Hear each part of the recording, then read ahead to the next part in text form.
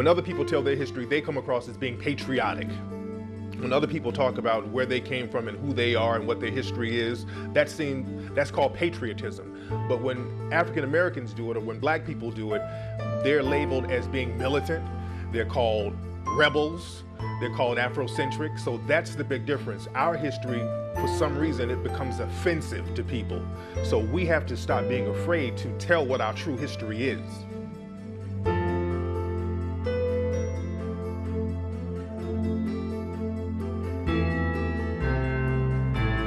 The studies will show that the dominant population here in America especially, and in Europe, have wanted to claim everything for themselves. And so they have made up a lot of stories as they traveled to places. And as we know, all of the places that the so-called European or the white explorers traveled, when they got there, black people were already there. Some kind of black people, or yellow people, or red people, or brown people. You as a black man are the root of all of the civilizations. Every body they've ever found, every tomb they've ever raided, whatever it was, they found something symbolic of the black man, either our features, your nose, your mouth, your head, the way we looked, our hair, even braids, everything. The makeup of a human being's self-esteem, self-image, and self-concept is not only based upon one's family history, but it's also based upon one's racial history. So when you look at the self-esteem of black people and black children, you can rest assured that at least 50% of how high or how low it is contingent upon positive information that they know or don't know about who they have been in racial history. And over the last, I would say, 1,000 years, there has been a protracted effort and an ongoing effort by those in power, the European powers especially, to make sure that what we have done as an indigenous, or what we call autochthonous peoples, Earth's autochthonous peoples, is erased irrevocably from the minds of all our people. Only a people who haven't learned how to respect themselves will let someone suggest themselves that they forget about their history. If you know yourself, there's no way that anybody could ever do the things to you, or would you do the things to you and yours that we find ourselves doing. So that, and in many ways, I don't really think it's hidden. It's there. It's just that they're not allowing us to understand.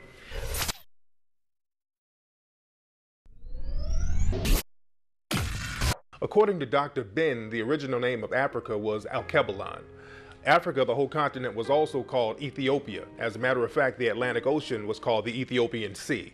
So there were several different names. Africa was really described by different tribes. It wasn't a whole monolithic society, but eventually they named Africa after a European.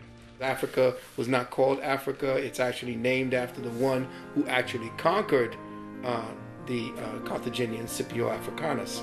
So they usually, the Roman types of system is that the conquering general gets to name the region he conquered. He gets his name to be placed on that region. So Scipio Africanus is they named a certain terrain after him. So everybody should say, well, they just call it Africa or Africanus. But if you look to Dr. Ben's work, you'll find that it was called Kush, and you'll find it was called Alkebulan. It had many names: Ethiopia, which is essentially Greek, but a whole continent was once known as Ethiopia. It's terrible, about just where math came from. All of the pictures that they've shown out of Africa, they've never really educated the Americans, white or black, about what really goes on in Africa, what some of the cities are really like, and that we're not running around over there with Tarzan, and when they show anything from Africa, even down to today, they pick the worst scenes, the most terrible situations, and they show those, but we have a proud history. But of course, what we did in Egypt 5,000 years ago, or what we did in China 35,000 years ago, is of no benefit if we don't understand what to do today and how that would help us to survive. We discovered the clock. We did discover the wheel. Black man has never been a caveman. You've never been in the cave. There's no history of it. You've ever been in a cave. We discovered mathematics and the alphabet and writing and all of those great things that they have built a foundation on, that they came and got and took back to other countries. We don't know what Africa would be like without the white influence. We don't know what it would be like without the Rockefellers and De Beers and all of them. We don't know what Africa would have been like. We do know that there were greater places in Africa other than Egypt, which is the only one they let us know about. Concurrently and simultaneously during the Pyramid Age, there are great things happening in West Africa. But we very seldom. There are nations known as Dar-Tichit. Dar-Tichit is now, would geographically presently be located where Ghana is. We had the Nak culture, which is where we today would call Nigeria. We have the Monomotapan Empire in what today we call Zimbabwe. There are over 300 stone structures in southern Africa. And then you have that great structure in the great Zimbabwe that shows a direct relationship to the Grand Lodge of Luxor in Egypt. You have Puanit, which is in today's Somalia, Ethiopia. You have the Kush empires that are simultaneously happening. When Hatshepsut, the great Pharaoh king, although she was a woman, she was a Pharaoh king, sitting on the throne of Kemet, her cousin sits on the throne of Puanit, or what we call Somalia. There are great things happening historically across the African continent. You have the kingdoms of Kuba and Luba in Central Africa. Mansa Musa was the king of Mali in the 1300s, very wealthy brother. During the dark age of Europe was going through a dark age, Africa was thriving. It was the gold capital. Mansa Musa was considered the wealthiest man on the planet at the time. Mansa Musa had a very well-known pilgrimage to Mecca, where he went to Egypt and went to Mecca and went through Egypt, and he gave out so much gold it threw off the Egyptian economy. In today's terms, Mansa Musa gave away what would be the equivalent of $100 million in gold. The African was the first race to circumnavigate the entire globe. All over Africa, all over the world, the peoples of color that they call Africans, Alkebulanans, we were all over the world. So to say that in Ghana they had the Ashanti, they had, all over, we had powerful dynasties, so innumerable we couldn't even name them. Because remember, we had hundreds of thousands of years, and that's the secret. They cut us off at 6,000 because anything beyond that they could say is mystery. They could say is myth. So when you control the information, which is essentially what they've learned to do, under the Vatican they have about 6 to 8 miles of storage space that have all of our artifacts, and the Virgin Mother being black, all of the faces. We have to take apart the layers that are actually constructed in the lie. They're layered. For instance, you have a discipline in academia called Egyptology. Now, what is Egyptology? They say, well, it's the study of Egypt. Well, no, it's not the study of Egypt. Egyptology was created by the Vatican in order to make sure that there was a screening mechanism in place to explain away the truth that was being excavated every year, that kept giving them proof of who the ancient Kemites were. So Egyptology and Egyptologists are essentially agents of this information. Where else do you see a society, a people, and a way of life actually become a science? Unless you have specific purposes to make sure that the information that you are gathering on those people are given the proper perspectives to maintain the lie. So you don't get an Americology, you don't get Europology, you don't get Russiaology. Richard Pryor, right? When he had his special back in 1977, there's a scene. They only allowed him to do 5 shows. In fact, they were rather ignorant because it took him 5 shows to realize what the brother was really doing. Richard Pryor, there's a scene where he goes in to the pyramids, and he is carrying the bags of the archaeologists and the anthropologists who are of European descent. And they're talking amongst themselves about what this find is and its importance, the greatness of it. And Richard Pryor is in this temple looking all around, and he begins to say, but all these people are black. He said, look at that guy over there. That guy look like my uncle. And he's just, you know, I mean, it's humorous, but what Richard Pryor is actually talking about is that, you know, these are black people in these pyramids, and these are the people that built these pyramids. He's saying, wait a minute, these people... And then all of a sudden, the camera begins to show the anthropologists of European descent, and they start to nudge each other because they realize, hey, you know, the guy carrying the bags is looking around and he's learning some things in here. So very quietly, you see them backing out of the pyramid, right? And Richard Pryor is still there talking about how great the pyramid is, and then all of a sudden, they show you the door close, and all of a sudden the scene goes black. Which means that was the blackout on the information for black folk to understand their history. This is what Richard Pryor was dropping on us in 1977. This is what actually has happened. Richard was telling us, this is what has happened to us. Because as you become conscious, and brother becomes conscious, and as a community we become conscious, the Europeans who know this are beginning to realize. So they're trying to shut the door on us.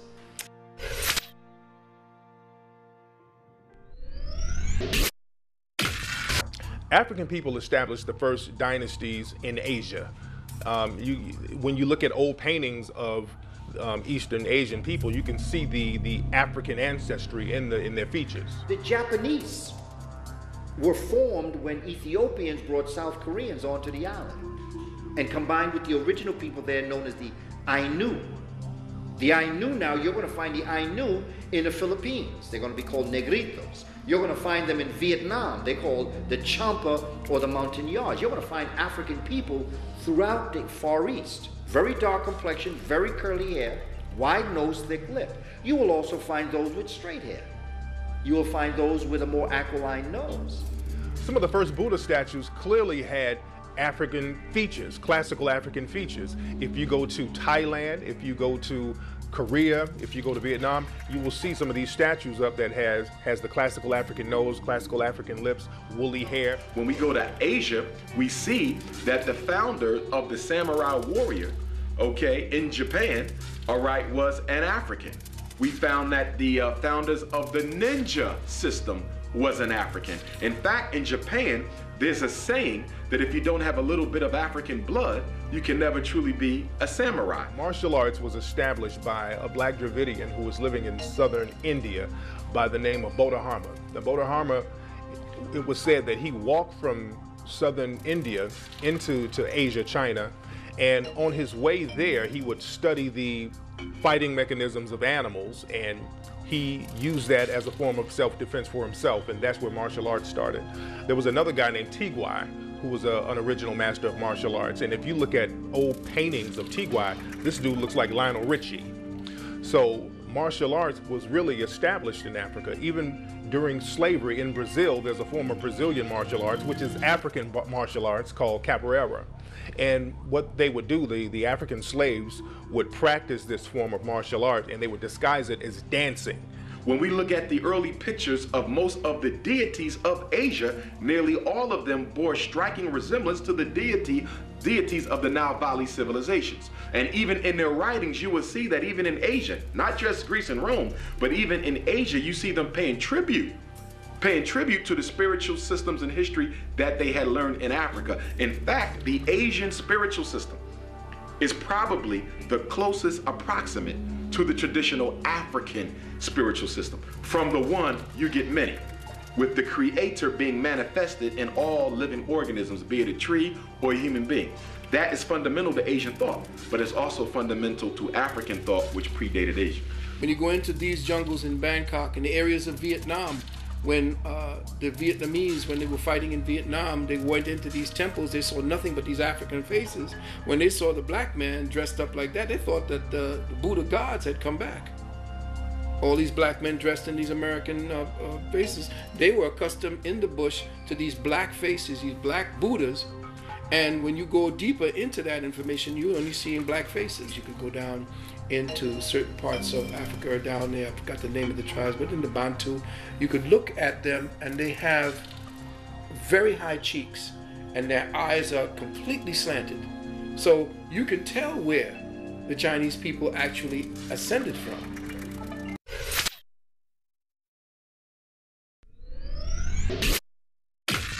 It's just been awful how they've did us in religion.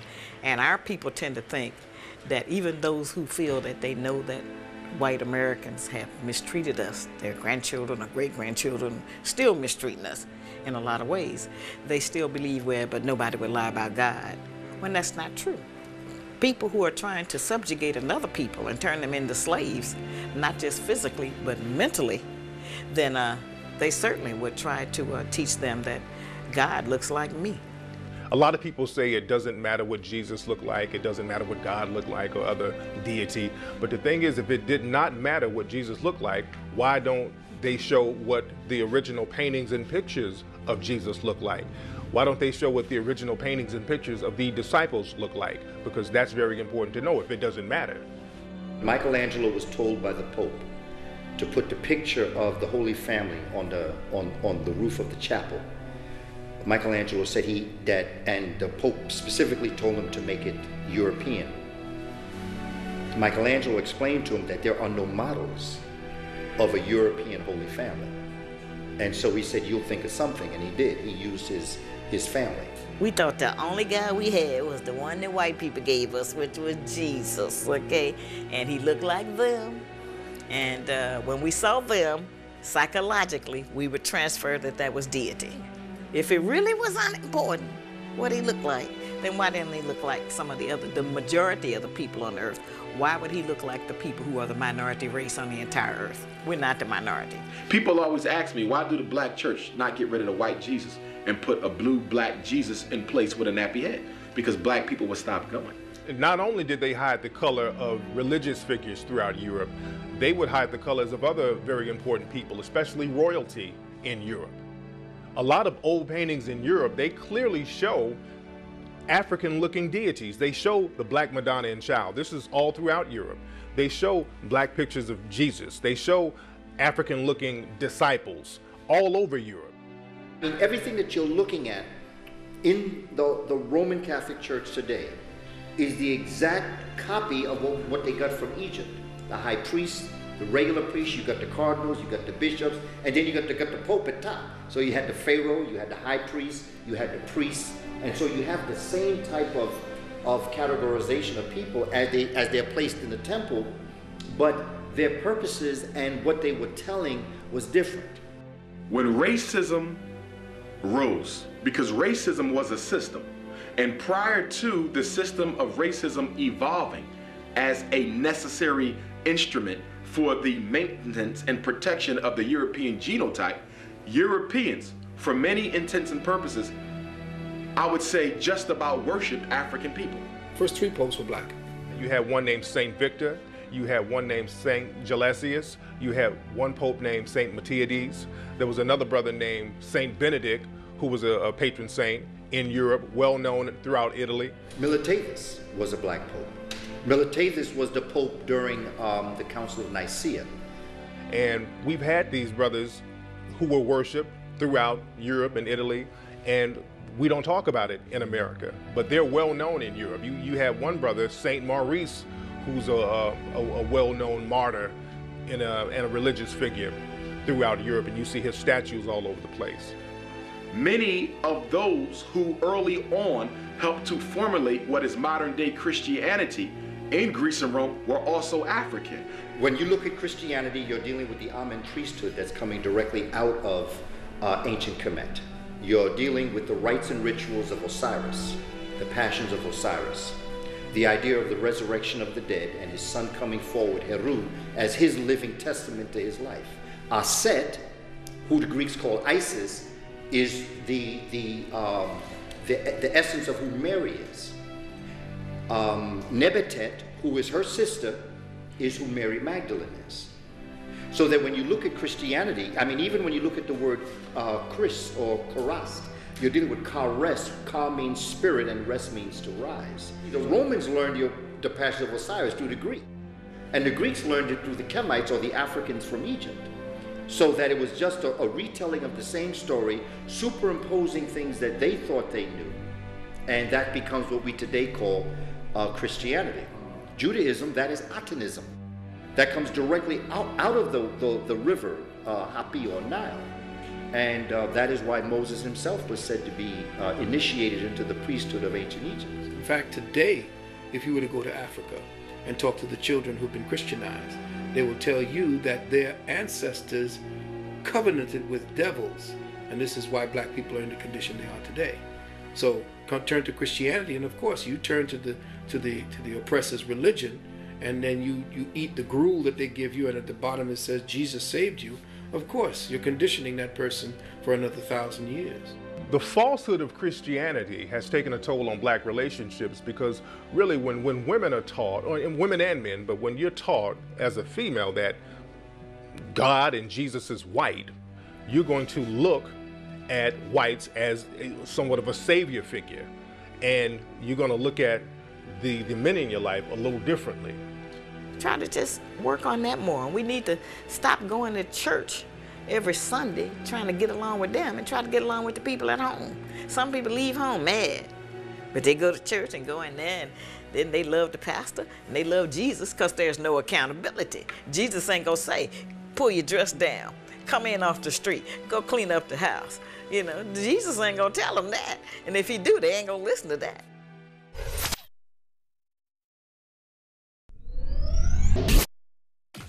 There is only one race on the planet, and that is the human race.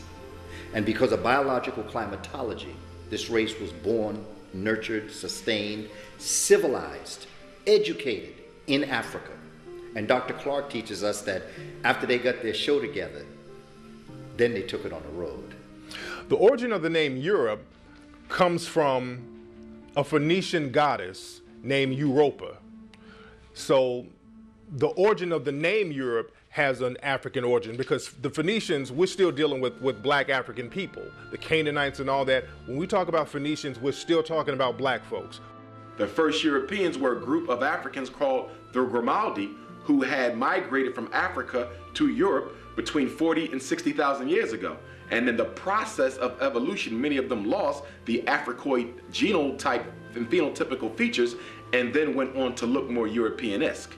You even see in pre-racist Europe, Africans and Europeans living side by side. In fact, a lot of European families have an African background that they don't like to acknowledge. Queen Charlotte, she was a woman of African descent, and this is well known throughout Europe. There was another guy, King Charles. Many people say that he has an African origin as well, that he has African ancestry. King Charles was referred to as the black boy growing up because he was so dark. And they have pubs over in Europe now called the Black Boy Pub or the Black Boy Inn, which refers to King Charles. There's also knowledge about King Charles being a descendant of the De Medici family. The De Medici family out of Europe, out of Italy, they're known to have that African bloodline as well. One of the De Medicis, Alessandro De Medici, who was a ruler in Italy, you look at pictures of him, this dude looks like Ryan Leslie. So you could see that African bloodline running through a lot of these people of royal descent. There were blacks in Scotland. There was one black Scottish king named Kenneth the Dub. There are figurines and carvings of black Scots. The Celtic Druids was the African priesthood that had gone into Europe and had inhabited the islands of what we today call Ireland, inhabited what we today call so-called Great Britain, Scotland, and Wales. It inhabited Holland, inhabited Denmark, was all up in there. Many Greeks and Romans were biracial, to use a modern term, which they didn't use back then. They were biracial. Their look, okay, could not readily on the surface be absolutely identified as European or black because many of them was of a biracial stock. Hannibal Barca, the great military genius, he comes from an African background. In a lot of movies and on television shows, they will try to Europeanize and whiten up the image of Hannibal Barca, but he was definitely a man of African descent. There are even coins throughout Europe and North Africa of Hannibal showing him. Many historians say that there's a coin of a black man and there's an elephant on the other side, and people say that that is Hannibal. Yes, Hannibal Barcas was one of the greatest warriors that ever lived. And what he did, what he accomplished, is now still a matter of study in all of the world's military colleges. What he did by bringing together, he had the power to bring different factions together. He had different the Celts. He had the African horsemen. He had different types of armies. So when he went against Rome, they didn't know who to fight because there were so many different styles of warfare. And when you had such a genius and a brilliant man at 22, actually orchestrating after his father, of course, taught him everything that he knew, brought him on campaigns to teach him. He came back and actually took his father's genius to the next level. Septimus Severus was African, and he was the one that actually took the fight, took the Roman fight up north into England. The Russian language that we know today can be attributed to a black man named Alexander Pushkin. He created the modern Russian language because they were speaking French and other types of language there. Had it not been for someone like Alexander Pushkin, Russians would be speaking French today. A lot of people say that people like Leonardo da Vinci and Sir Isaac Newton, they created a lot of inventions in Europe, but a lot of their inventions can be attributed to the African presence that was in Europe because there was a strong African presence and they were bringing in science and mathematics, so that's where all that came from. Leonardo da Vinci, Galileo, you know, all of them studied with African people. They didn't come up with this. And when people talk about Leonardo da Vinci, the only question that I have as it relates to Leonardo da Vinci is who was his teacher? Who taught Leonardo da Vinci brain anatomy? Who taught him about the airplane? Who taught him this? Tell me who was his teacher. They can't tell you who the teacher is because if they told you who the teacher is, they would have to tell you they were black. Marco Polo, he was considered to be one of the first Europeans to make it over into Eastern Asia. And what Marco Polo did, he took something known as the Silk Road into Asia. And the Silk Road was already established by Africans and other Aboriginal people. And the Silk Road, they would travel this road and they would trade garments. And this is why Italy has always been known to be a fashion mecca. People always talk about the quality of Italian clothes, but when we talk about Italian fashion, where did they get that fashion sense from?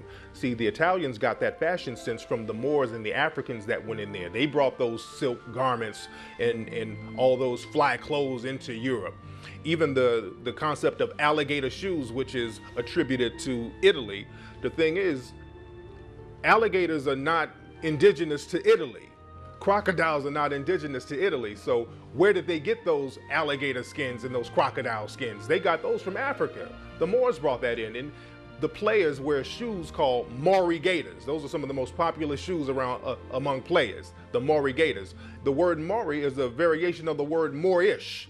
So we have to know all this stuff. All that is our stuff. That's African stuff. If you look at art, art tends to follow a certain type of a zeitgeist, a certain type of a mindset. People tend not to just wake up and paint one picture in America that looks identical to a picture that was painted in Africa thousands of years ago. Okay, and so whenever you see a piece of art, you can best believe that it was inspired by something that was seen prior to. In fact, when you look at some of the great European artists, okay, Van Gogh and all of these types of guys, you will see a lot of their art was inspired by the so-called dark art of West Africa. There has been studies that have put the pieces of Van Gogh and others up next to pieces of traditional African cultural art in West Africa. That art that would be considered a negative, underworldly, dark, and demonic. But the great European artists copied what was considered by Europe some of the lowest and most primitive forms of artwork that went on to be considered some of the most successful by them. Another very important African figure in Europe was a black man by the name of Angelo Soliman. He was a guy, he was a Moor, he was a celebrity in Europe, in Austria. He was also known as the father of pure Masonic thought because he was a Mason as well. And this guy, when he died, they literally stuffed his body. They skinned him and stuffed his body, and they would have him on display at certain places. So he was a very important figure in Europe. Suleiman taught Mozart. Who's Suleiman? Suleiman's a Moor. He's an African. Who's Beethoven? Beethoven was Thoven Bey. He was a Moor. His mother was a Moor. Really? Yes. And when he went deaf, that melanin kicked in. The inner eye kicked in. He heard music that better when he was deaf than he heard it otherwise. There's also another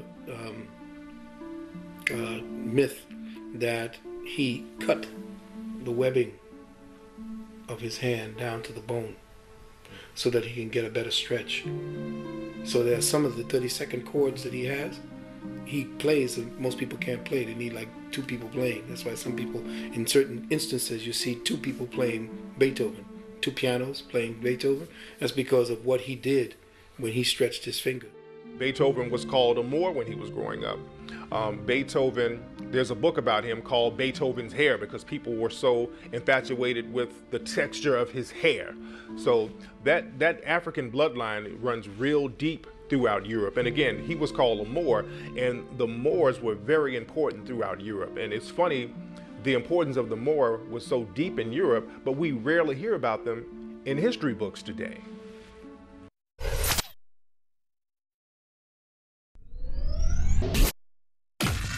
You see reference to Moors throughout African history.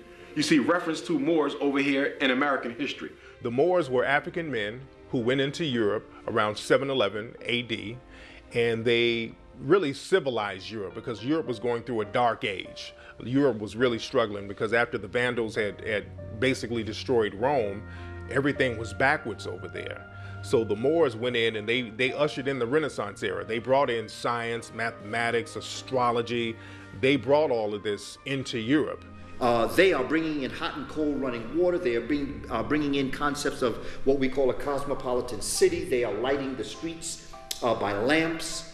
In Cordova, you know, they built an entire city where the streets for miles you could walk with lamps that lit the street at night. And they had raised sidewalks where people could walk. The kings and queens of Europe lived in barns. Nobody wants to admit that. But they lived in barns. They lived with the animals. And another thing that the Africans brought in was that they said, you know, you cannot let your chicken run around in your house, and them cows got to go outside. So they created what's called corrals. And corral is an Ethiopian word. It's a K-R-A-L sound. Corral, which is where they would put their animals after they domesticated them. Europeans let them animals run all up and down. This is where the German measles come from. This is where chickenpox come from. Because Europeans did not have a place for their animals. They just ran all up inside their places. And they would carry, as they would get illnesses and sicknesses, they did not bathe, so therefore they had no soap, they had no disinfectant, didn't have alcohol, so that this type of style of living brought illness. When the Moors came in, they wrapped all that up, along with bringing medicine. What you have happening is that these Gothic kingdoms are going to bring down, they're going to sack the Roman Empire. And after they sack the Roman Empire, they're going to take this area over for a while. And then the Moors are going to come in and they're going to push those Visigoths out. And they're going to push them more north, and they're going to chase them out of the southern part of the Iberian Peninsula. And that's where the Moors are going to inhabit from 710 until 1492, January 2nd to be exact, when the last great king, Boabdil, was chased out of Granada. The term Moor started to become interchangeable with the term black because it was basically the same thing. But when the slave trade started, they tried to objectify black people, Moorish people. So they would use the term interchangeably, and they would just switch on to calling people black. But if you look at a lot of old documents, there's even slave ships called Blackamoor. If you look at slave records, there was even a boxer out of Virginia who was very popular in the early 1800s named Tom Molyneux, and his nickname was the Moor. So that name was definitely used interchangeably with black or Negro at that time. Moor means black. Like Negro, Ethiopian. Moor means black. Moor is not a people. Moor is a color. And they have taken this word Moor and they have associated Moor with Muslim. There were Moors that weren't Muslim. Moor means black. There were Christian Moors. There were Moors that practiced a traditional African faith system. So that Moor means black, simple. When the Moors went into Europe, they changed the appearance of the population. Do you see? So you have Italians, Spaniards being darker than the Scandinavians. A Scandinavian person told me that they never considered the Italians or Jewish people to be white. Do you see? Because the lighter people are further north. When I went to Europe, I would always look at pictures and I would always see a Moor, and sometimes I would see like a skull and bones. And many of the Moors would have a skull and bones flag. That's what pirates are known for. There were many Moorish pirates. There was even a Barbary War where the U.S. was fighting Moorish pirates up in North Africa and the Barbary Coast. And there's even a secret organization called the Skull and Bones. And we know that Masonry comes from Moorish science. So there's always a connection there with the Moors. And it's important that as we begin to develop an understanding of this society, that it's not Freemason as we know it. And that the Moors brought in this knowledge into Europe. Africans brought this knowledge into Europe. And in bringing this knowledge into Europe, the Knights Templars and other organizations were born out of this. And peoples of European descent were exposed to alchemy, okay? The periodic table of elements, the laboratory, how to take information, how to take elements and atoms, and to begin to manipulate them to make them into different types of molecules. The basic one is hydrogen, 2 hydrogen is helium, 3 hydrogen is lithium, 6 is carbon, 8 is oxygen. So you have this alchemy that's going to come, and they're going to begin to study, they're going to begin to learn, they're going to create societies that's going to develop an understanding. This is going to be what eventually is going to become Freemasonry, because only a select group of people in Europe is going to be exposed to this information. Because the secret of Masonry, of who we really are, the Moors, is being here on this land, this particular land. Because it was called, in many names, you had Turtle Island, that we called it, or Tula, or El Morocco, the different terms that we had. And the original map of America was written by a guy named Idrisi. The original map was written in Sanskrit. Antarctica was actually mapped by a Moor. And most people don't know it was mapped by a Moor. And they have old topographical evidence of old maps of Antarctica. That's why the Nazis fled there, because they knew that there were places there under the ice that they could actually inhabit and hide. We know for a fact that the first Umayyad and Abbasid dynasty, we know they were black. We know that they were what we call Arabs, but there's no such thing as an Arab. An Arab, I call them Afrabs. Because to be an Arab, you must be black. That's what makes you an Arab, that you're black. The term Arab, that's a loose term. Arab doesn't really identify nationality or race, because there are Moors who were Arabs, there were Moors who were Christians. So the word Moor, a lot of people try to make Moor synonymous with light or white skin, but that's not necessarily the case, because you remember even when Barack Obama was trying to get elected in America, when people tried to slander him, they would say, oh, he's an Arab. So people know that an Arab, it really means non-white, but they try to make the term interchangeable. They switch the term up at their disposal.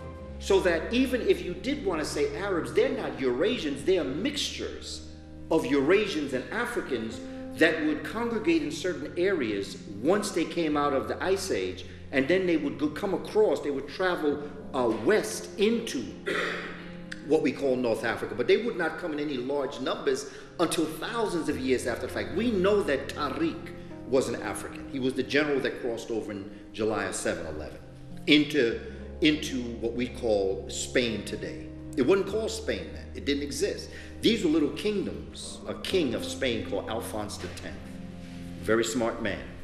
What he did was he began to translate the works out of Arabic. Now, Arabic is an African language, by the way. And Antara was the one that gave it syntax and grammar, because prior to what we today call Islam, Arabic didn't exist. Arabic was the language of the Quran. And that came out of Africans. That Spanish and French and Portuguese, Italian, Romanian, these languages would codify themselves. Once the Moors came in and brought civilization and brought in a semblance of language and syntax, they then would take Latin and they would branch off, and then you would have Spanish. That's why all of the languages are related to Latin. That's why they call the Latin languages.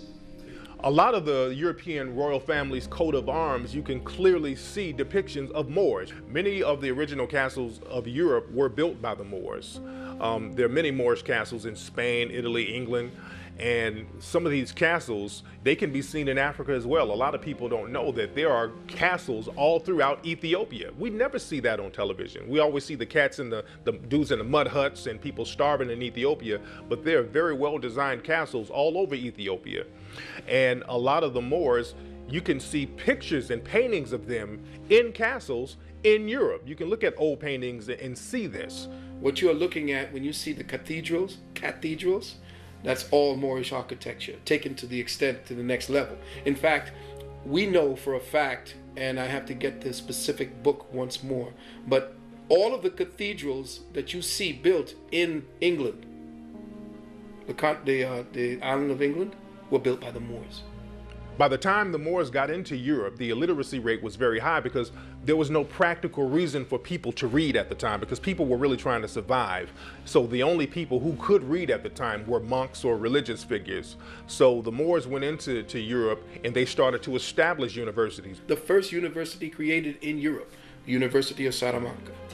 They created the education system that Europe adopted. They brought in what became classical music.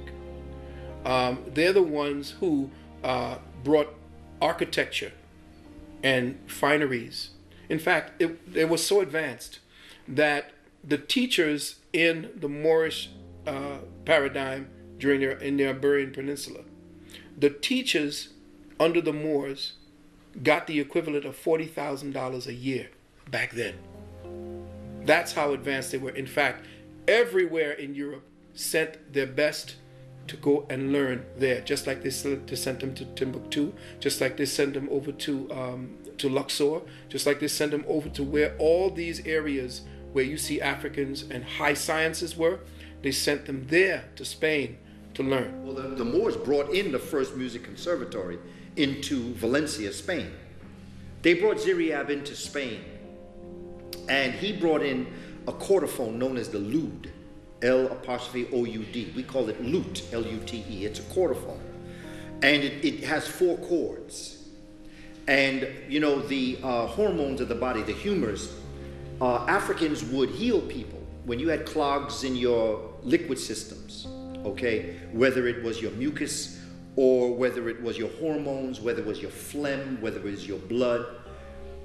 Whatever was clogged up, what they do is that they would put this chordophone over your body and they would strum, right? And in strumming, the vibration of the string would open up whatever was clogged, okay? Ziryab, in his brilliance, added a 5th string. And his 5th string was for plasma, which is invisible liquid, which is the origin of the universe. And this just healed your entire system, your entire body. When you look at a piano is a harp turned sideways. That's why when you look at a baby grand piano, it's shaped like a harp. Then you take the top up and you put a stick there so that it's open, right?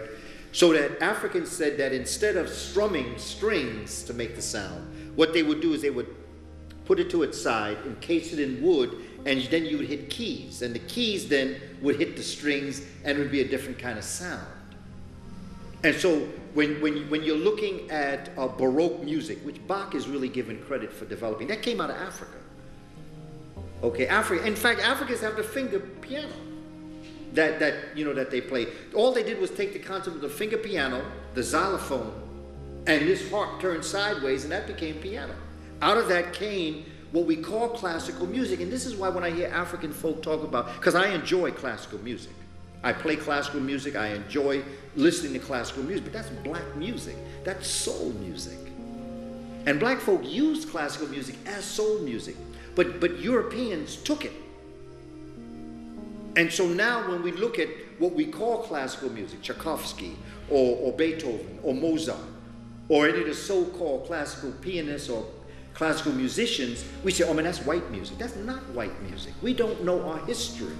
Blackamoor jewelry is this very expensive jewelry that's sold throughout Europe among wealthy people, and it's jewelry that shows black people in gold, diamonds. It's this very elaborate, beautiful jewelry with African people, and it's very popular in Europe. King Ferdinand and Queen Isabella, when they, ended the Moorish conquering in Europe, and at that point, that's when the bullfighting started as a game. And I say the symbolism in the bullfights, you know, like you have the matador in his suit of lights, and he is spending his time getting ready to kill the black bull, which I say represents the Africans. And so they even have the running of the bulls today, where you have Spaniards dressed in white clothes, running but being chased. In the past, it used to be mostly black bulls would be chasing them. And so I say that symbolism related to the, 700 or 800 years when the Moors had conquered Spain. And then the whites defeated the Moors and pushed them back into Africa. But it's being played out, the fear of the black bull, meaning the black male. And in response, the game ends when the bull is killed. You know, when we were growing up, we would always see the toy monkey that you can wind up and it had the cymbals or it had drums, and you wind it up and it would clap. If you look at the way that monkey is dressed, the monkey would usually have on a vest, a fez. There are even some paintings of the monkey wearing a turban. So when you see the turban, we're talking about Moors. When you see black folks with turbans, so people know who the Moors are. You know the racial epithet that black folks look like monkeys. That monkey with the Moorish garb on, that's a way of them kind of low-key insulting black folks without us knowing our origin, because they know who we are. We don't know who we are.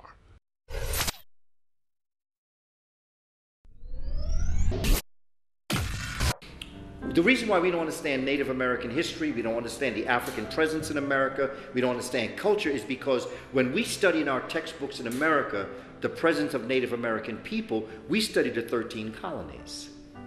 And then we got this Westward Ho thing going on, where we now are meeting the indigenous people as the European met the indigenous people. But if you want to study indigenous peoples, you have to study the Mississippi River, because the Mississippi River was to indigenous people what the Nile River was, or the Happy River was to African people. You would go back to a book called The Life of Columbus, written by John Boyd Thatcher in 1905. He wrote in 3-volume set, where he chronicles this man we call Columbus. Cristobal Colon was a very shrewd individual. He was Spanish and he was Jewish. He was Sephardim. And he is involved in traveling to Africa with the Moors in the 1400s. We find him on the coast of West Africa, between West Africa and the Canary Islands, in 1482. He's involved in the enslavement trade with the Portuguese. That's why the great majority of Africans that find themselves in this part of the world, the great majority of them are in Brazil. For every 100 Africans stolen from Africa, 38 of those 100 are in Brazil. Brazil is the largest African community outside of the African continent. So he was already in Africa. He came from West Africa. He was in West Africa when he found out that the Africans had a way to get to this point. In fact, from southern parts of Africa towards the mid-continent, there was a way to get to America in half the time, because there was a current called the River Jordan. That wasn't his first time here. He came in many times before that. Really? And understood that they were here on this land. See, you got to remember, he didn't never come up to North America. He went to the South America. He never stepped foot up here. And when you study his, I think it's his son's records, his son will actually tell you about these things. His son will tell you who was on the ship and how he saw the same people he saw in Africa over here on this land, and they were Moors. Pedro Alonso Nino, he was one of the chief navigators who came over to America with Christopher Columbus. And many people say if it wasn't for the Moors being on those ships with Columbus, they would have never found the New World of America. There's evidence of many Africans that are on those 3 ships and the other ships that would be, because Cristobal didn't know where he was going. He didn't know the Native American peoples. Even the Spaniards would bring Estevanico, an African, to Spain, and he is the one that's going to cross over Florida, through Arizona, through that southern west, and befriend indigenous people, because he was a healer. Africans have been going back and forth, engaging in cultural trade and other forms of economic trade way before there was any mention of anyone by the name of Columbus. So his voyage was nothing new for a human being to make. It may have been new for a European, but it was definitely not new for the African. We had already been doing it. In fact, there's maps in some of the museums around the world that show how those involved in the maritime trade would actually get from West Africa. The Piri Reis map was a map that was found by a Turkish explorer named Piri Reis, and the map comprised of longitude and latitude, which was not discovered by Europeans yet, and the map comprised of different ancient maps from Arabia and Egypt. These maps showed that there was a North and South American continent. Africans have already been to America thousands of years. We can track the 18th dynasty of Egypt on the Mississippi River. So we know that there are Africans in America. They are coming back and forth between Africa and America frequently, working together with the indigenous peoples here. And in fact, the indigenous people themselves are now African. That's why when a European came here, he called the indigenous people the red man. You don't get to be red without some brown and black. When the Jesuit priests from Spain and Portugal came over to the Americas and they wrote back, they would classify the Native Americans, in many cases, as Negro. What we know as Memphis, as the capital of ancient Kemet, was over here in the West. See, most people don't know that.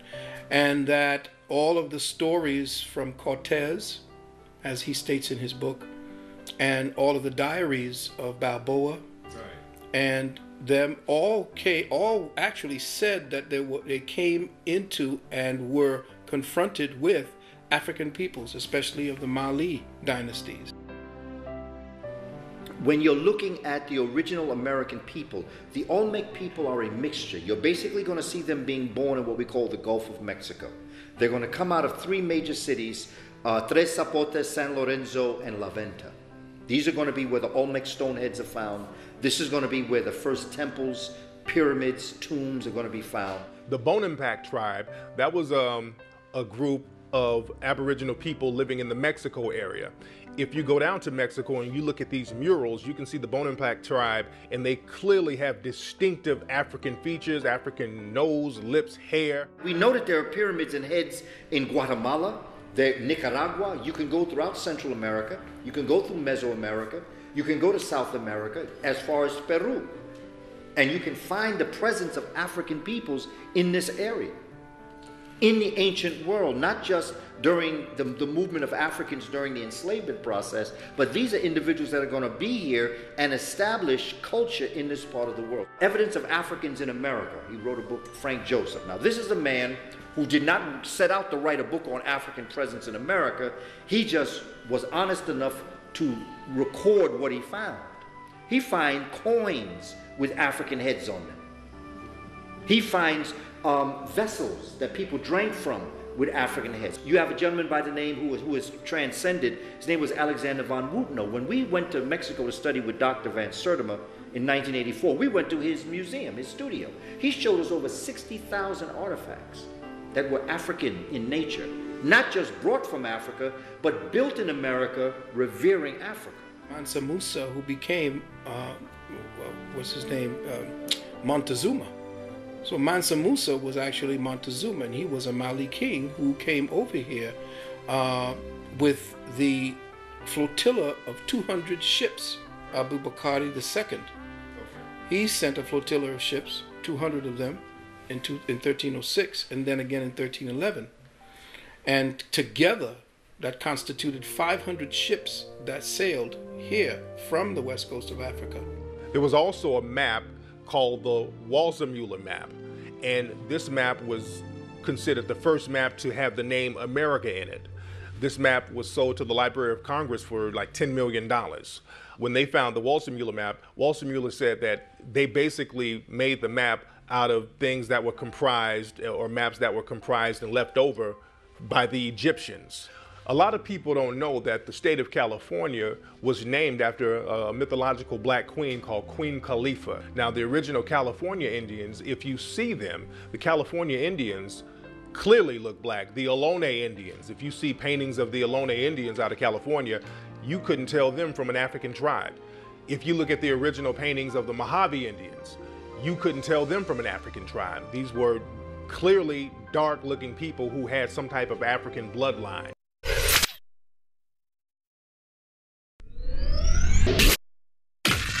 A lot of the founding of America was based on Moorish science. if you see paintings of the inauguration of George Washington, it looked like a Masonic ritual. So again, Masonry is based on Moorish science. So they would have these Moorish advisors around them. If you look at old paintings of George Washington, you will see George Washington standing next to a black man with a turban. And remember, when you see the black man with the turban, that's a Moor, that's not a slave. See, people automatically assume that black is slave, but slaves didn't wear no turbans. Because remember, slaves weren't allowed to practice no Islam or any other kind of religion except Christianity. So when you see that turban, that's a black man. And there's a few pictures of George Washington and other people with Moors or black men with turbans standing next to him. When you see that, just know that those are Moors. The Lumbee and the Melungeon people, these were an Aboriginal tribe of people who were living in the Americas, and they came over, and a lot of people act like they don't know where they came from because they were classified as free people of color. And there were other groups called red bones. This is where we get calling a light-skinned person a red bone. These are old terms, and these people had come over before Columbus. They've been over for a long time. And again, the Melungeons were almost classified as black or Negro, but they called them free people of color. And in some circles, they did classify the Melungeons and the Lumbees as Negro. Abraham Lincoln's mother came from a Melungeon background, and people were very aware of this back then. When they were running against Abraham Lincoln in the campaign, his opponents would use that information and try to use it against him. Because remember, back in those days, in order to insult somebody or in order to stain somebody's image, you just had to say they were Negro, or they were mixed with a Negro, or they had a Negro background. And they would do that with Abraham Lincoln. There's old pictures in newspapers of Abraham Lincoln dressed up like a Moor. They would call him Abraham Africanus. Benjamin Banneker, he was a black man who created the first known almanac. He helped design the city of Washington, D.C. He was a descendant of the Dogon tribe of West Africa, very well versed in astrology.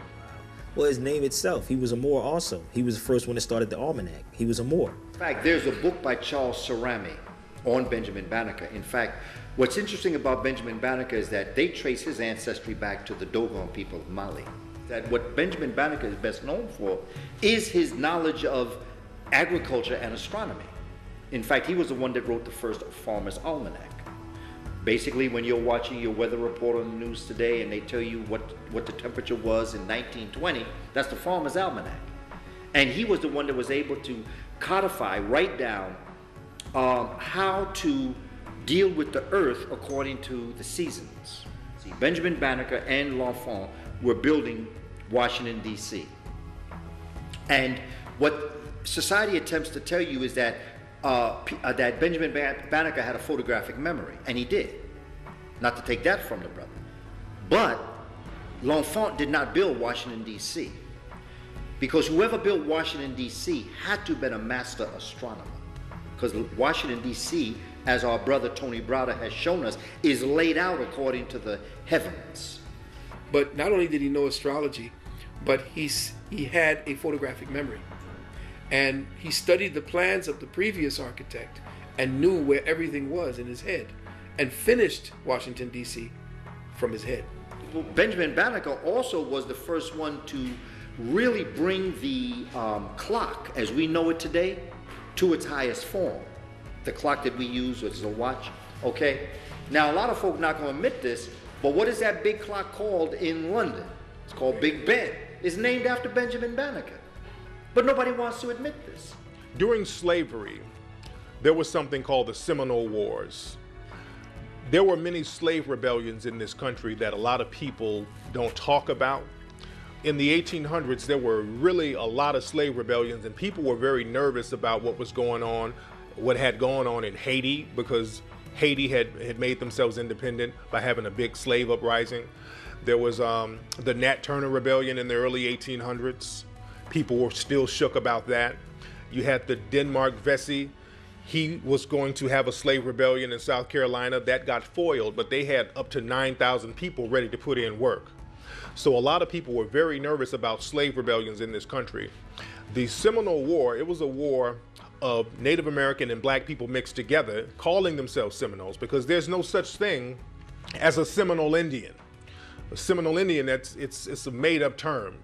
A Seminole basically means runaway by definition. A lot of black people were fighting for their freedom. The image of black people just sitting around waiting on people to free them, that's an image to keep us submissive. It was also not economically feasible because of the rebellions that were going on. See, we're not talking about just slavery. We think there was slavery and there was a couple of rebellions like Nat Turner, who, by the way, my wife is a descendant of Nat Turner. And they were thinking that it was just Nat Turner. They were burning and destroying, and there was true guerrilla warfare going on. Ending slavery was not the reason a civil war was fought at all. The Civil War was fought to bring the South back into unison with the North and to destroy the economic advantage that the South had due to slavery. They cared nothing about the lives of black people. They cared nothing about the way that we were treated. They cared nothing about African life. It was not about protecting us because they had somehow waken up and realized that we were human beings too. No, the South was growing too powerful. Capitalism started to rise. But what began to happen is that in capitalism rising, it began to stifle capitalism because capitalism demands as an economic system that people are always trying to rise to the higher. They're competing. Competition fuels capitalism. But if you could buy an African for $300 and then pay somebody for 20 years $300 a year, which would you do? You'd buy someone one time for $300. But that's going to stifle capitalism because what's going to happen is there's going to be no competition because what European is going to compete for a job that they could buy an African to do? So the North said, look, enslavement of African people is stifling capitalism. And so the South said, so what you want me to do? They said, well, you got to free your Africans. I said, free my Africans? Well, how am I going to get my money? North said, don't worry about it. We'll take care of it. They said, we don't trust you. No, we're not going to sell we are not going to stop enslaving Africans. We're just not going to do it. North said, but you have to because it's going to stifle capitalism and we're going to choke with overproduction without an ability to sell what we're South said, but that's not my problem because I can sell my raw materials any place in the world. The North said, but then what would happen to us? We have factories. The South said, well, that sounds like a personal problem to me. I don't care what happens to you. North said, but you can't do that. South said, we're going to do that. We're not freeing Africans. They said, you got to free Africa. We're not freeing. In fact, the South said to the North, I'm tired of talking to you. I'm going to secede. I'm not even going to talk to you no more. In fact, I'm not even part of what your colonies are anymore. North said, you can't do that. South said, watch. That started the Civil War. Well, one of the big things that occurred right at the end of the Civil War was that Europeans began to form unions. In fact, the workers' union is an outgrowth of slavery and the Civil War. When it looked like the cause was lost for the Confederacy, white men began to organize themselves into labor forces. Why did they do this? Because you are about to see 2 million enslaved Africans set free who have skills that equal or supersede your own, who would now be able to compete and vie with you for contracts and livelihood. That was a significant area of concern for white men. Okay, so if I was a European who was looking for work, couldn't find any because it had already been hired up to the slaves of a certain master. So when the Civil War came about and when slavery was about to end, that intensified because now slaves would be aggressively looking for work because when slavery ended, they had nothing to which they could claim their own to make a living. So that bothered Europeans and they set up agreements, okay, with those who had industries and those who had stores that you could only hire someone who was white who belonged to a particular labor's union. In fact, some of the first unions were started right here in Pennsylvania. And a lot of black people failed to realize the origin of the union. The union is nothing but a collective force of white people who are protecting jobs for themselves and keeping them away from black people. The fight came that after slavery ended, we had jobs, which is what you mentioned earlier, that we were starting to get it together because we had skills. It was the white man that didn't have any skills because we're the ones who had been forced to work. The black man had. And so part of that destruction, doing all that Jim Crow and everything, was fighting against the brothers who were trying to be in business and who were trying to work. And that fight between the black man and the white man about the construction business has continued down to today, which is why you can go into a city like Cincinnati and in Philadelphia, where the black population is over 50 or 60%, And the white contractors own 99% of all of the jobs in the city. And that's nationwide. And they've kept us out of it. They've kept us out of the unions. This is what that was. But it was the black man who used to have all of the skills for building. We were the contractors, our people. Abraham Lincoln himself said, if I could keep Africans enslaved and preserve the Union, I would do that. Abraham Lincoln didn't want to free African people. He had to because of capitalism, because he saw what was happening. But look at the mean trick. Let's continue the story. Now you have Africans that are free, who are part and parcel of America, who deserve not just a break, but they need a little bit more because they built America and made America what it was. So between 1865 and 1877, we have what's called the Reconstruction period, where black folk were going out, going to school, graduating, becoming doctors, lawyers. They were speaking Greek, Latin, better than people who taught Greek and Latin. They were going in, becoming senators, they were becoming congresspeople, they were becoming part of the world arena. Europeans got scared. So what did they do? They started an organization that would attack black folk. It was called the Tea Party. No, not the Tea Party. It was called the Ku Klux Klan. I'm sorry. I'm jumping up in history here. They're going to start to pass laws where segregation is going to exist, because they don't want Africans to be able to take the jobs that are going to be fueled by capitalism. So what do? They said, bring me your weak, your poor, your homeless. Bring me your sick, your ignorant. And that's when the immigration came. And that's who got the jobs that were supposed to go to black folk. A lot of people don't know the original design for the Statue of Liberty was a black female. As a matter of fact, in a museum in New York, you can see the original design of the Statue of Liberty, which is a black woman. When the French artist created the Statue of Liberty, it was supposed to represent the end of slavery. On the original model, there were chains on the hands and feet, as we know. When the statue got to America, they wanted to erase any references to slavery from the statue, but the artist really fought to keep the chains on there because this is your art. You don't want people tampering with your art. And if you look, the chain is still on the foot of the Statue of Liberty to this day. Well, the story was that it was a gift of the French to the slaves, and that the original statue had the picture of a black woman. The original model for it, and it had a distinctly African face.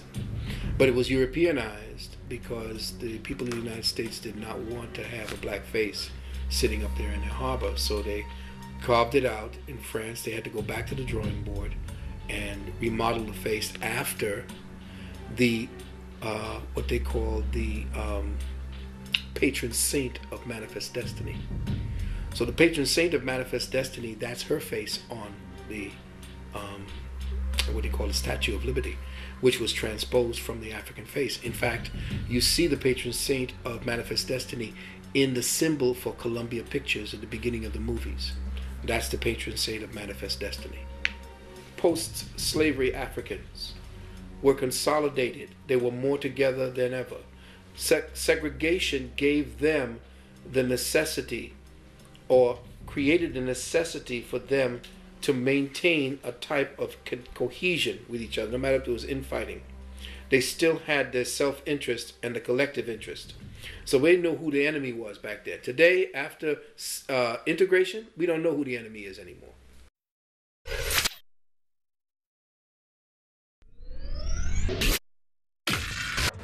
They've changed the history because we seem to be able to do things that other nationalities can't do, and we make it seem easy. We make it seem pretty, and we are arrogant about it, and we have fun with it, and you know, it's just a great thing. And they don't want that. They want us to play the game the way that they have set it up to play. It's necessary to destroy a man's mind in order to maintain control of him. If a man knows who he is and continues that into his legacies, to his children, then you have problems controlling that man. Understanding history is one thing, but understanding why the colors were hidden, that's another thing. And the problem is, see, we can't exclude racism, white supremacy. That's the thing we can't escape. A lot of black folks try to avoid talking about it because it makes everybody uncomfortable, but it's a real thing and we have to acknowledge it. A lot of black folks don't really understand racism. And if you don't understand something, you're not going to be able to effectively deal with it and counter it. Racism, as I understand it, is a global system for the genetic survival of the global white minority population. We usually don't think of whites as being a minority, but they're a tiny minority, fewer than 1/10 of the people on the planet, and they are genetic recessive, meaning that if a black person and a white person mix, the president, Barack Obama, you get a colored person. So if you want to maintain an oppressive process on a group of people, you certainly don't inform them of the depths and details of their history. Just like you don't give them adequate education, you don't maintain adequate housing, etc. Every morning that a black person turns on the television, they are getting their dose and indoctrination with white supremacy. You see, so if you turn on the TV or pick up a newspaper, look at a magazine, unless you understand the system, then you have a grid to put things in their proper perspective. But without that, you are constantly and continuously being indoctrinated by the system itself. You see, but the very fact that people who classify themselves as white would find themselves saying, something's wrong with your genetics, something's wrong with your genetics. In psychiatry, we call that projection. In other words, if I have to keep focusing on your genetics, I must have some doubt about my genetics, and we have the basis for that, meaning, you know, the ability to produce melanin pigment or skin color is a genetically dominant trait. The issue with black people is this: we hate who we are and love who we can be. We hate who we are, Africans, and love who we can be, Europeans. We do not want anybody to remind us of who we are, which is why we shun Africa. We are trying to get out of who we are, and we think that if we act white enough and marry white enough and dye our hair white enough, then maybe white folks will start treating us like white folks. You are an African. White people have never forgotten it, no matter how much you try to, and you will always be treated like an African. It doesn't matter how many doctorates you got. It doesn't matter how light you are. It doesn't matter if your wife is white. You can ask Tiger Woods about that. You will still be treated like a black person. And even today, if they don't sanction what you do and authenticate it, then it is considered non-valid. And that's unfortunate, because that's not true, and we can't allow that to be true. And it was the same as with my work and a lot of other people out here.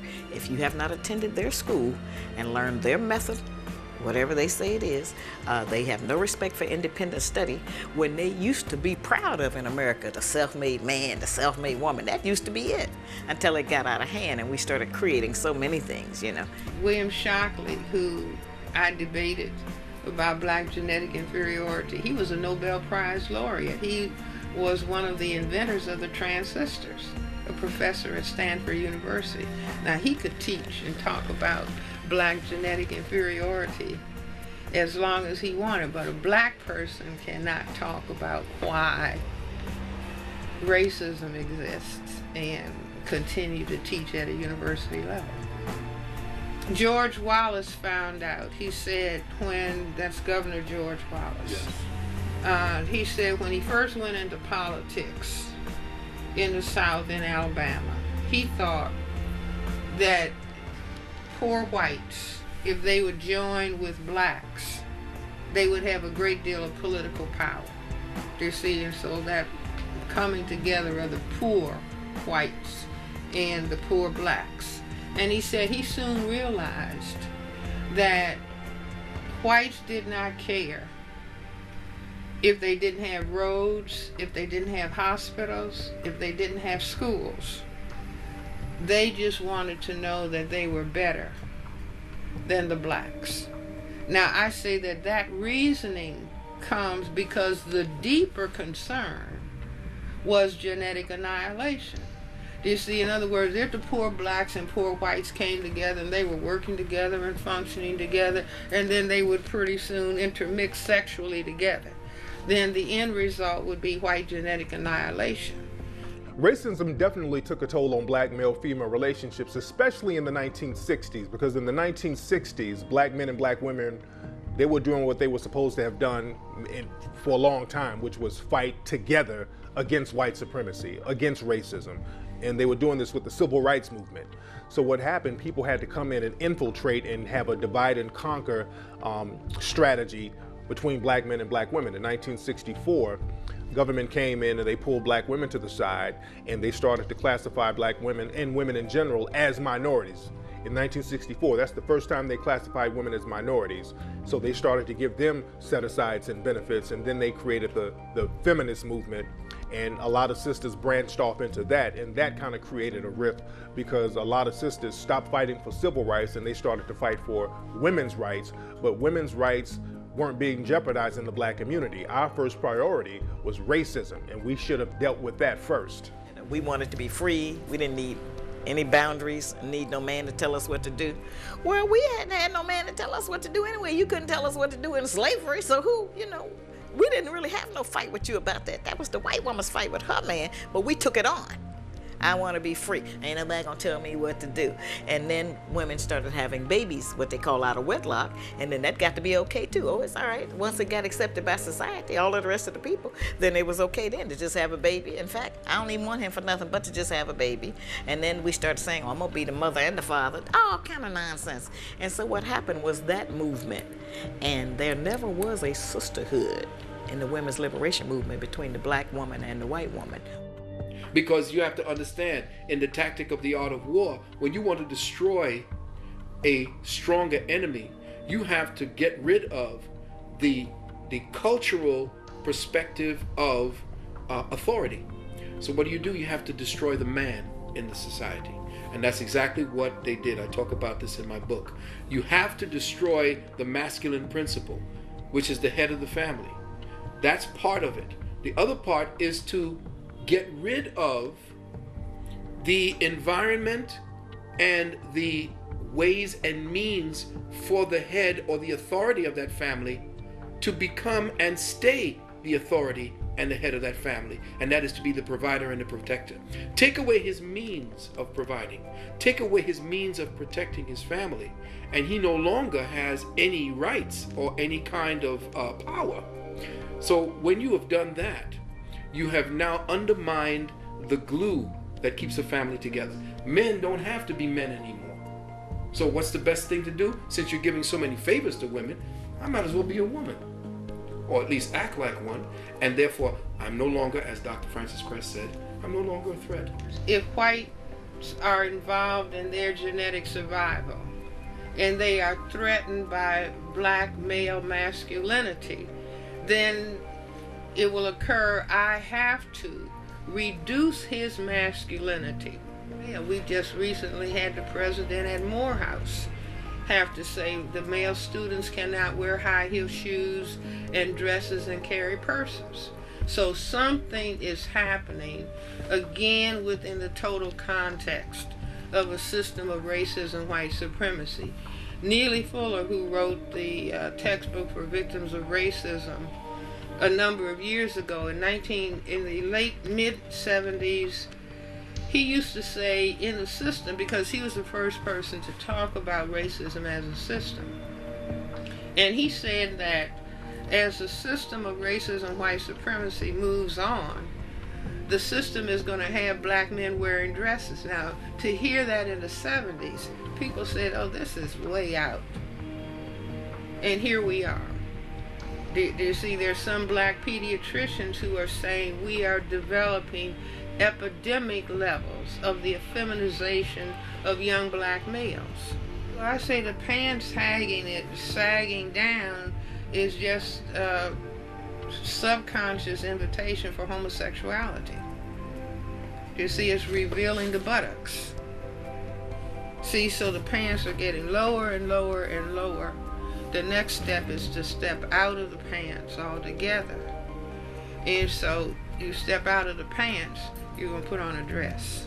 The effeminization is an essential ingredient of white genetic survival. And the only thing that can prevent it is black people becoming conscious or becoming determined that this is not going to happen to them, because if the black men are destroyed, then the black people are gone, and we have a state of genocide. They always have in the media that black children inherently have lower IQs. They always show these studies of black children's IQs being lower, but what they leave out is that African immigrants, they come over to America and they outperform everybody else academically, including Asians and including whites. Because first of all, IQ is so culture-based. I mean, IQ doesn't exist. And the evidence of that is just look around you. Because if that's the case, Europeans ain't doing that great either. Because compared to the world, out of 166 countries that was tested, the United States of America, European American students, there was only 12 countries did worse than the United States of America. So IQ, it has nothing to do with, that's a lot of game. First, the concept of IQ, the intelligence quotient, comes out of Germany during the rise of Hitler. It was a German white man by the name of Wilhelm Stern who created the intelligence quotient for population extermination reasons. He was later rejected and put out of Hitler's camp, but the IQ is an invention of Nazi Germany. Now, the first IQ test ever used in the world comes out of France. A European named Alfred Binet, at the request of the French government, was asked to design a test whereby the French government could group or track the students based on how bright they were and identify those who they felt would not be successful in school at all. A white man from New Jersey, Henry H. Goddard, who was a member of the American Eugenics Society, went to France, got a copy of the Binet scales, first white IQ test, brought the Binet scales back to America, made copies of it, and distributed it across the country to white folks everywhere. And Henry H. Goddard himself said that with this tool, we will be able to accomplish our eugenicidal ends. So from the beginning, the IQ test was never meant as an objective standard to see how smart black kids was. It was used to justify access to opportunity and extermination and racial control. And they're not being taught. I have a boy, Hassan, he's 10, and I took him to school, and he was at the genius level because I had taught him at home. You know, he was like 7 years old, he had an IQ of 153. Well, they made sure they dumbed him down, and 2 years later, he was barely passing. I had to take him, and I fought with him every day. They snatched it. It's like when our children in school are saying that, you know, when somebody's real smart, they say, oh, you acting white. They don't understand that people that look like them invented thinking. In fact, we were thinking before Europeans were even on the planet. Yet we don't know this about ourselves. And because our children are not familiar with this history of themselves, they can't see themselves because they're taught that slaves came from Africa. And so therefore, I'm going to act like a slave because that's who I am. But they don't see themselves as Imhotep, or they don't see themselves as Queen Nzinga, or Preshet, a second dynasty female doctor, or they don't see themselves as Hypatia, a great mathematician and medical doctor that was skinned alive by the Romans because they did not want to show an African woman being so intelligent, and dragged her through the community to show people what they were going to do to this African woman. The African man and the African woman's mind does not operate along European paradigmal structures. So if you're teaching him one way, he's going to automatically fail. If the system is structured for him to fail, of course he's going to fail. He's going to say, see, I told you. That's ridiculous. We know that genius is definitely and always has been in the African mind, because everywhere you go on the planet, you see African genius once left to its own accord. But when manipulated, you could turn him or that genius in her into something that is demonic. Back in 1964, they created a whole other way of teaching your son. It was called outcome-based education. It wasn't about you learning math and knowing what math was. 1 and 1 equals 2. 2 was the answer. If you got 3, you were wrong. But today, if 1 and 1 and you said 3, you said, oh, you tried. It's all right. We'll pass you on. That's all right. You did your best. See, so what they did was, in outcome-based education, it became more feminized. It became more of a communal participation in the act or idea of learning, not learning. If you could come together and participate in group things, that showed that you had the ability to be passed on into the new society. If you were a rogue and you jumped out and said, no, I ain't going for this, which is where all the gangs started coming from, because most of the males could not deal in an education system that was like this. And this is why you see most of the females getting the PhDs today, because the system was structured in such a way that took away the challenge that men needed. And it was through the IQ test, which is the #1 weapon of special education. They continue to overdiagnose and misdiagnose black children as being mentally retarded who are not. I had a case in Philadelphia this past summer right here. Some white lawyers asked me to come in and participate in the case. Black boy, 8th grade, diagnosed as mentally retarded. I evaluated the brother, found out he was never mentally retarded. But when I looked into the previous IQ tests that were given, they misinterpreted the data.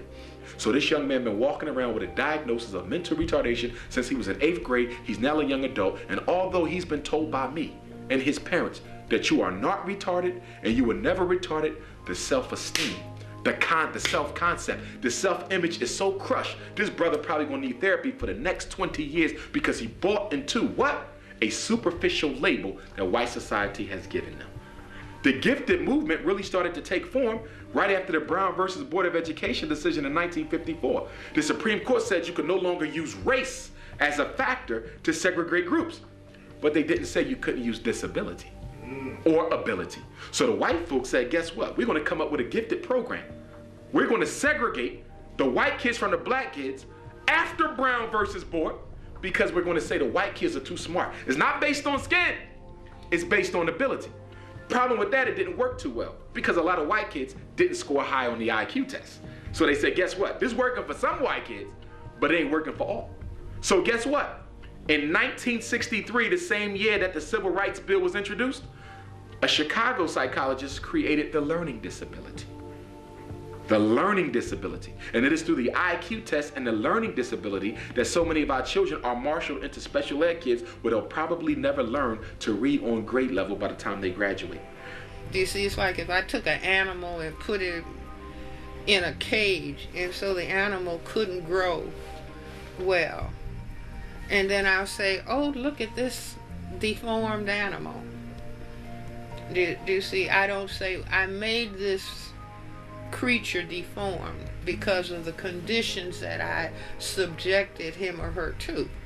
And the very fact that, in other words, the logic, in my view, if you felt that blacks were genetically, inherently inferior, you can give them the very best of conditions and they would not be able to perform or function. You see, but the need to deprive, at the same time that people are saying, oh, it's cold outside, make sure your dog is in. Make sure your dog gets all the nutrients for growth and development, because you're not fearful that the dog is going to take over the human beings. Do you see? But once you start depriving, systematic deprivation, it means, well, I must be afraid of these people maybe overtaking me if I allow them the same conditions, opportunities that I set forth for myself.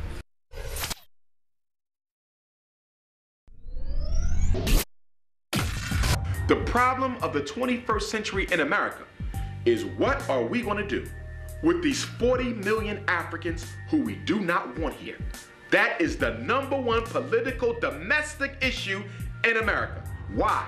Because AIDS is killing them, but it ain't killing them fast enough. The police are killing them, but they ain't killing them fast enough. The prisons, we are throwing them in there by the dozens every day. But guess what? They still having babies, okay? We're killing the babies on the delivery table, but it ain't getting rid of them fast enough.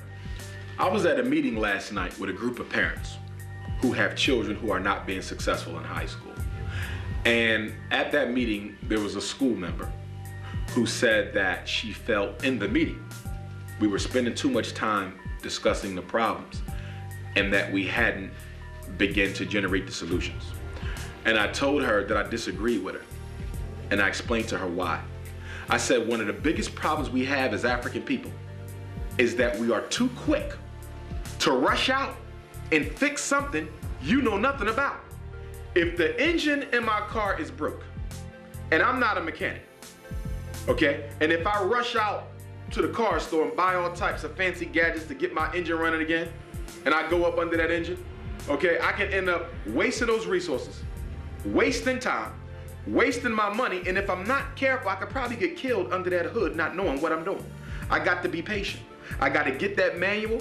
I got to read through it. I got to study that system so once I get under that hood, I know exactly what to do, when and where. Problem with black folk is nobody is patient enough to investigate the problem fully to make sure we understand it, so when we go out to fix it, we don't lose any lives unnecessarily, any resources unnecessarily, any time or money unnecessarily. Black people have to understand, I had to say first stage, we're not going any place until we understand what we're dealing with. And this is the weakness of our position now. You know, people want to talk about a black agenda with no understanding, no in-depth understanding of what they're dealing with, or being afraid to talk about racism, white supremacy as a total system dynamic. So that's step one, to understand what the game is all about. Step two is, I say, the self-respect factor. See, I have to respect myself at a sufficient level to want to push back the force that is attempting to destroy me. I can't want to integrate with it. We don't have a think tank. What is something I call a dark matter think tank. These Europeans got think tanks all over the place, and that's how they always are 20 steps ahead of us, because nobody is thinking and strategizing. We're just reacting, and that's why they're keeping us the way we are. We're reactors. You see, we are not supposed to be reactors. We are supposed to be actors, not reactors. We act upon things based upon a consensus thought. When we come together and we know the strategy, it's because all of the greater thinkers came together and threshed out this plan, and we knew all of where it's going to fail, where it's not going to fail, how it's going to work, where it will work, where it will not work, and we move from that. We don't have that. That power is the ability to define someone's reality and have that person accept that definition as if it were their own. And we have allowed people to define us as to who we are and what we can do. And we have accepted that as if we thought that ourselves. So they don't want us to know how great we are, because that's the missing link. If we really knew how great the potential that we have, and that's really all we have left. We have nothing left but our potential. And whenever that potential is able to get free, then we go to the top. They don't keep you out because you're the worst. They keep us out because we are the very best. If we go back to the 1980s, if you remember, there was a lot of focus around whether or not black men had a gene that predisposed them to violence. What's making black men kill other black men? Nobody said anything about slavery, the after effects, self-hate, miseducation, economic castration. Because I can tell you that miseducation and economic castration, that is the lack of jobs, is the mother and father of violence. If you don't educate me properly and you keep me from making a decent livelihood for me and my children, I have no choice but to go to the underworld to feed my family.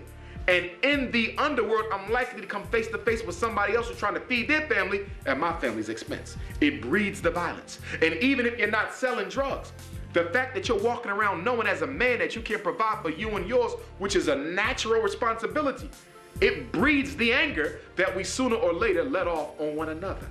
And whenever you read a story about a black man killing another black man, they never give you the contextual relevance of what happened. You coming out of the store, I'm walking in the store. I bump you accidentally, you turn around and you kill me. On the surface, I just look like a crazy, angry black man. Nobody's gonna tell you I got fired from a job yesterday for standing up to somebody who called me out my name. Nobody's gonna tell you that I've been putting in job applications for 2 years consistently, and as soon as they find out that I've been to prison, they drop me from the job.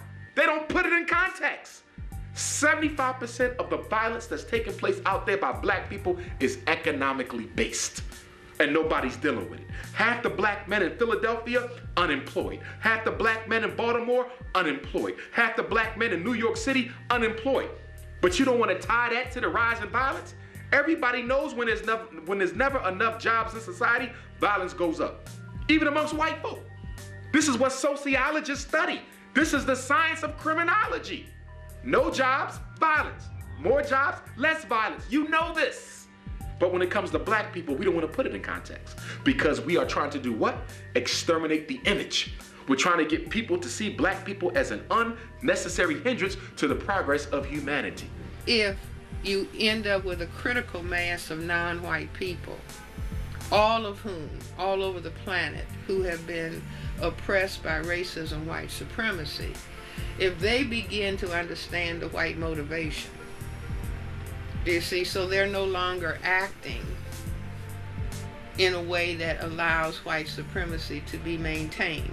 Like black people, as long as we're killing each other, destroying ourselves, do you see? Or say if you're learning, you're acting white, and so we don't want to do that. These are all dysfunctional behaviors. If we begin to really understand racism, white supremacy, what it is, how it works, it's not a question of, you know, hating white people. That's a waste of energy and a waste of time, but we would no longer be behaving in a way that makes white supremacy comfortable to exist. So we keep talking about, you know, our mantra for over what, 75 years has been, we gotta have unity. We gotta have unity. No, we don't. We don't have to have unity with each other. We just need to get the same idea. And the other thing is that our educators can't decide on what is the history. That's a problem. If you get 10 of them in here in a room, all 10 of them will have a lot of differences about where the civilization started, what we did, who did it, and where. Okay? White people agree on their history, even if it's a lie, they agree on it. Patrick Henry, they agree on that, you know, Marco Polo, whoever it is, they agree. Yep, that's what he did. Yep, that's what they did. They don't have an argument about what the truth is. They just came together, decided on what the history is going to be, and then that's what they accepted, and that's what they teach their children, and that's what they teach our children. And now instead of Ku Klux Klan, who do we have? We have the Tea Party. Because the Tea Party are the children of the immigrants that were brought here for those jobs. But as long as they did their jobs, it was all right. But now what are they doing? They are now outsourcing the jobs to India and to China, to South America. And now who's losing their jobs? Who's losing their homes? It's those poor, huddled masses that were brought here to Ellis Island. It's in-source, outsourced. And peoples of European descent never realized what the real problem was, because they were ignorant enough to believe that it was black folk. White folk are in worse position because even black folk that got the job in McDonald's, got the job as custodians, they have a job now. It's those other ones that were given those middle management positions that have lost their jobs, lost their homes, lost their car, lost their way. Quite frankly, from what I'm hearing them say, they done lost their minds. And so we have men who don't have the discipline to withstand the onslaught of the sexual energy that our women now carry. Most of our women don't get along with a black man unless he laying down. Once y'all stand up, we going back to fighting, but we get along with you in the bed.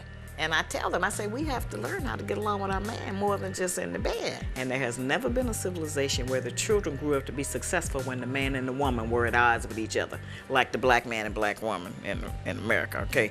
The fact that we can't get along is demonstrative by the situation, the condition of our children, especially our daughters. Our sons are acting like daughters, okay?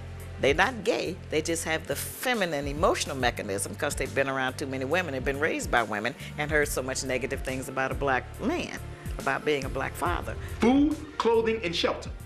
Until you get food, clothing, and shelter, you will never get the attention of the masses. What made Marcus Garvey so successful? What made the Honorable Elijah Muhammad so successful? What made the Black Panther Party so successful? Now you're looking at 3 different ideologies. Mr. Garvey's Pan-Africanism, Elijah Muhammad's black religious nationalism, the black socialism of the Black Panther Party. Ideologically, they were different, but all 3 of them did one thing: provided for food, clothing, shelter, jobs, education, medical care. Every last one of those institutions attempted to build some sort of an independent functioning community with services. We ain't doing that today. We ain't doing that today. And that's why we don't have their attention. They say, why does the church continue to control black people when all they do is sell Jesus and collect money? Why? Because the church does have some services. It ain't sufficient, but they got more than the conscious organizations. The problem with the conscious organizations is all we do is run our damn mouth, but nobody's building. You follow me? We got 1,000,001 books at the bookstore. We got a book for every problem, but the problems are still here. See, we have been content with the information. The information is not enough. It is information plus action. That our schools teach our children the truth. Okay? And we could do that because we pay for the schools. Public education is not free in that way. We pay for it every day, every time we pay taxes, every time we purchase things, every time we buy insurance, whatever it is, we're supporting all these things. And we have more say-so there, but it's difficult to get us to come out to the schools.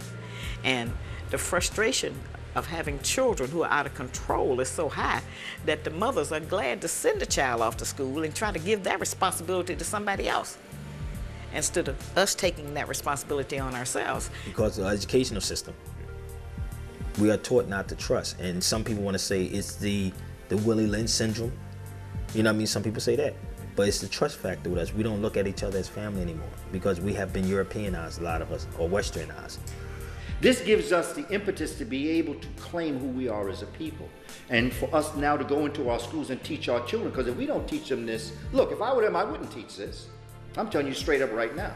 I would not teach African children to have power over themselves. If they have power over themselves, they don't have to ask you for a job. They don't have to depend on you for a job. They'll make their job. Black businesses are very important because, see, African American people, black people in America are taught to just have good jobs, go to school and get a good job. Black people in America are not taught to start black businesses. Just like with colleges, most black colleges, if you notice, they'll have the initials A&M, Alabama A&M, North Carolina A&T. It's A&M and A&T, and that's agricultural and mechanical, agricultural and technology. So those terms were used for black schools because black schools were training vehicles to get black people into the Industrial Revolution. It was trying to teach them how to be very good employees.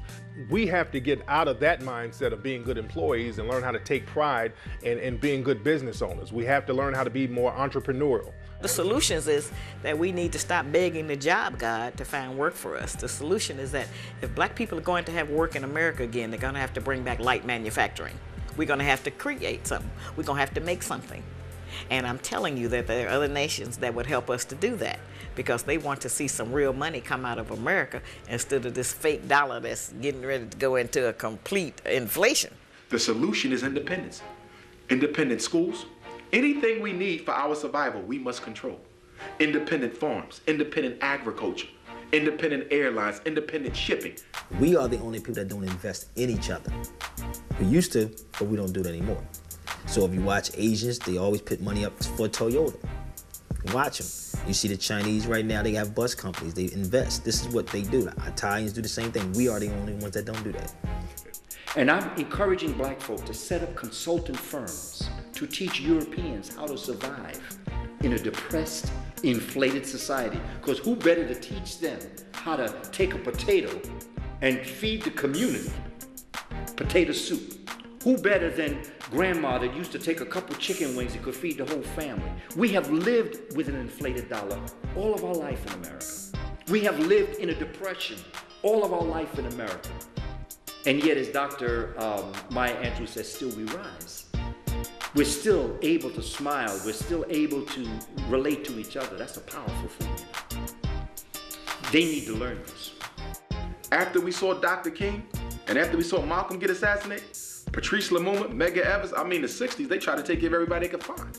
That put so much fear in subsequent black leadership that they are still cowards to this day. Which is why I say respectfully, there's not one of them who I could point a young black boy to and say, you know what, you should be like him when you grow up. Not one of them. Because the average black leader today is really not a black leader. He is a deal broker. The job of the black leader is to broker power deals between the structure and the black masses. Let me give you an example.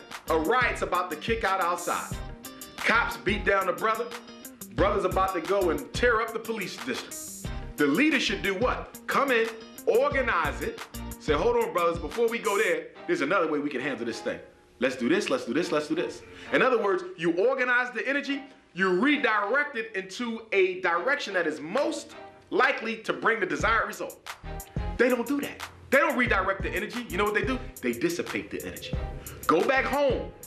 Let the law prevail. Let's settle it on election day.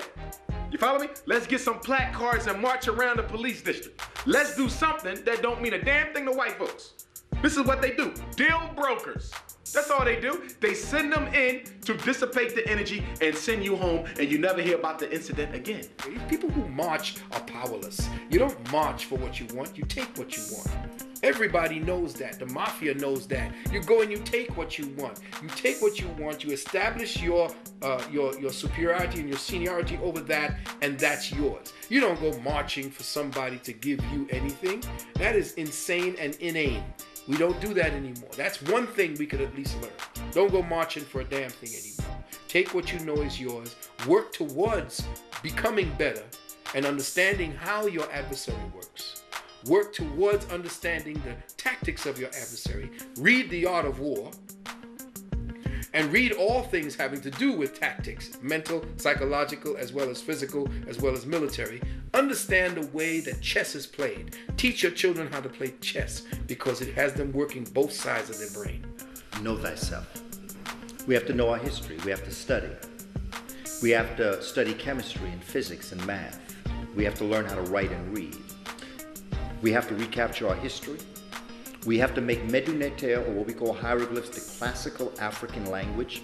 We have to make Kiswahili the practical spoken language. So if I go to Brazil and there's a brother that speaks Portuguese or a sister that speaks Portuguese, I speak English, we should be able to speak Kiswahili to each other.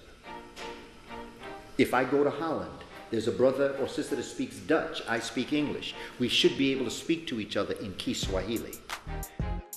Understanding the game and self-respect, meaning, what's in my interest. It's not about hating anybody. It's what's in my interest. Like my ultimate goal objective is not hating white people, not wanting to do to white people what they have done to black and other people of color, but to replace the system of racism, white supremacy, with a system of justice so that there can be peace on the planet. And to understand that we can do in the classroom what Michael Jordan did on the basketball court, what the Williams sisters did on the tennis court, and what our brother Tiger did on the golf course. We can rewrite the game. We can make it so that they can't test us because they're not intelligent enough to ask the kind of questions that we would answer. This is how deep we are. And they know this. And like I say, this has been my theme. If I were them, I would do the same thing. How can I let you out? What's going to happen to me when you find out who you are? I will be destroyed.